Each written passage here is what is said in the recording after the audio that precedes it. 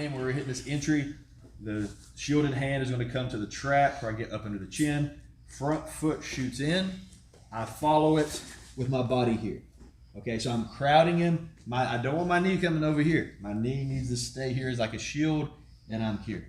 Okay, the reason I'm doing this, someone asked you a question, what about just grabbing the head, coach?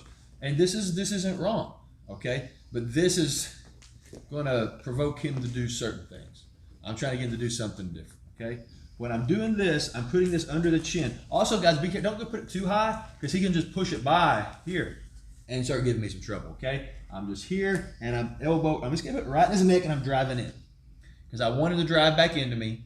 And if I keep this distance, just like last night, I said, they'll grab your head a lot of times and pull you in here and pull you in like this to, stop me being able to just really extend into this, okay? So now he's kind of taking that pressure off.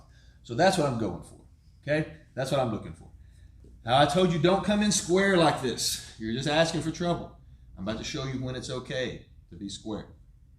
It's cool to be square.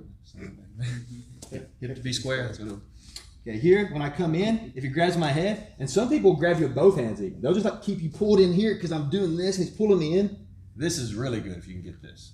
Okay, as soon as this happens and I'm really selling this and he's pulling me in tight, I'm going to switch to my square base here and I'm coming under both arms.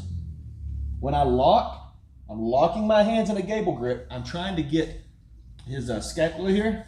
Okay, I'm trying to get up and under those and get right to the center of his back, really high under his arms, because I'm going to pull in right between the shoulder blades.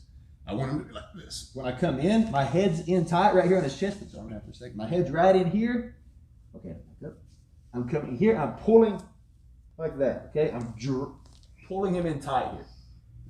And then I'm going to get even higher. Okay?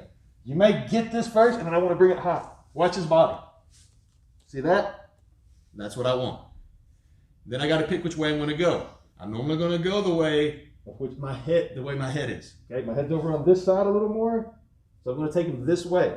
Right? I pull him in tight. Don't just try to go to the side. You have to pull him on top. Remember, like the yoga ball, you got to pull him on top of you. Then it's all with the feet. Okay, I'm going to steer just a little bit with my arms, elbow high, and then my feet are going to do the rest. Pull him in, put him on top. And I drive him right over. And if he lands with my hands in his back like this, it's very uncomfortable. It's probably going to give him a free adjustment. It's going to need some pops going there, okay? But you want to get your hands out, though, eventually. You just don't want to be stuck there, especially if it's a bigger poke. You don't want to be stuck under them, okay?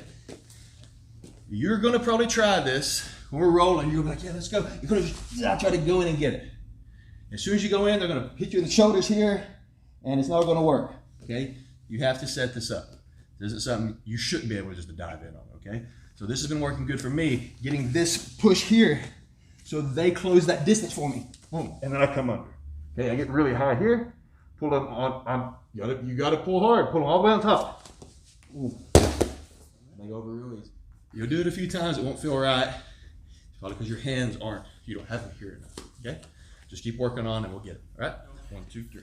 One more variation that I forgot the first of class. That's why we're all sweaty now. Is when we go in for the double shoulder crunch here, we've made our way in and we get this locked here. Okay, we were pulling them on top of us and then rolling them over, keeping the elbows up so they don't have any post. One other option that I just remembered because I just did it live rolling, when I'm here, if they do have a heavy base and I don't really feel like I can get them loaded up to roll, I can take my shins, I'm still keeping this up high, and I'm just extending my legs here and coming on top.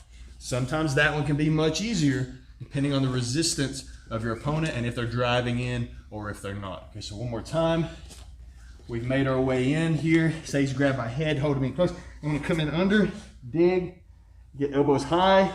I go to pull him, I just can't get him on top of me, so I'm going to extend the legs, keeping those elbows high. So that's one more option in that butterfly series.